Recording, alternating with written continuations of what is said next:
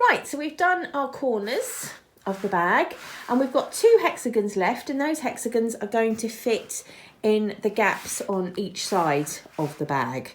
Now that hexagon is still going to be folded, but you don't need to worry about that because as you work it, it's actually going to be flat. Let me show you. You will start, when I open the bag out like this, it looks really wide and like there's no way a hexagon will fit in there, but it will. You're going to start by joining this edge and then this edge, and then when that's joined, it will curl round and you can join that edge and then that edge and that edge. So it's going to be 5 edges joined on each side. So I'm just going to kick that off for you so that you can sort of see how that's going to work and that it's really got absolutely nothing, there's nothing to be fearful of on that at all. Right, so we're going to start, I'm going to start from a standing point. I'm not going to start with any edges completed or anything like that. I'm going to go straight into the corner of the one that I've got to join, and I'm going to pull up a loop. Got to tell you, I've just done all this and forgot to press the record button. Isn't that fun? Hooray!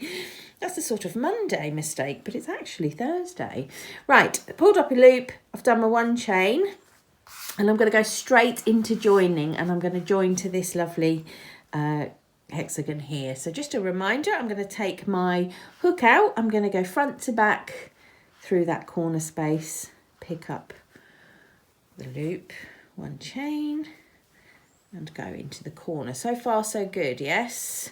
We know where we're going. So at this point, if I hold things like this, you'll see that it all looks quite okay for 2 sides. So let me just do 2 sides and I'll pick you up again down in this corner.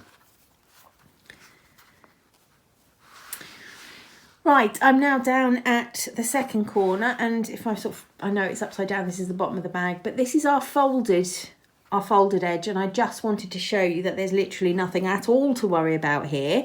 So I've just joined into my the corner of the hexagon I was working with. I'm going to do 1 chain and I'm going to put my hook through the corner space of that folded hexagon.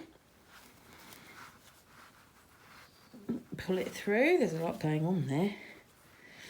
And I can finish now by going back into the hexagon corner I was working on and 1 chain. Now all I'm going to have to do here is just sort of work it unfolded as I go along. So hook out through the gap in exactly, or the chain space, sorry, in exactly the same way. Next door but 1, double crochet, 1 chain. Next door but 1,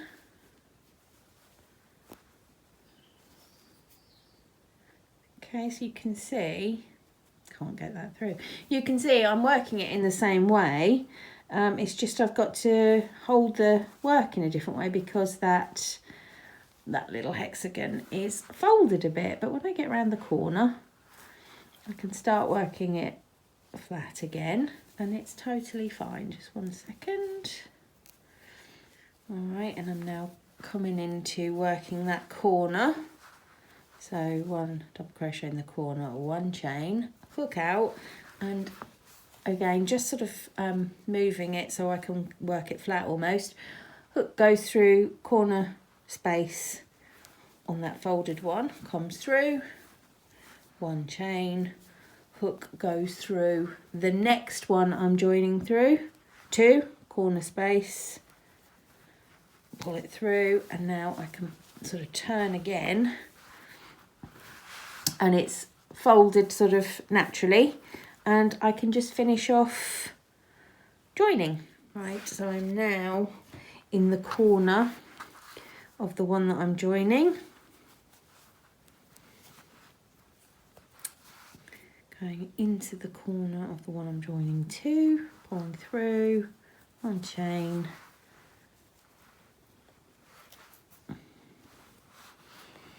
finishing my corner, and now I've just got 1 edge to finish off in our normal way.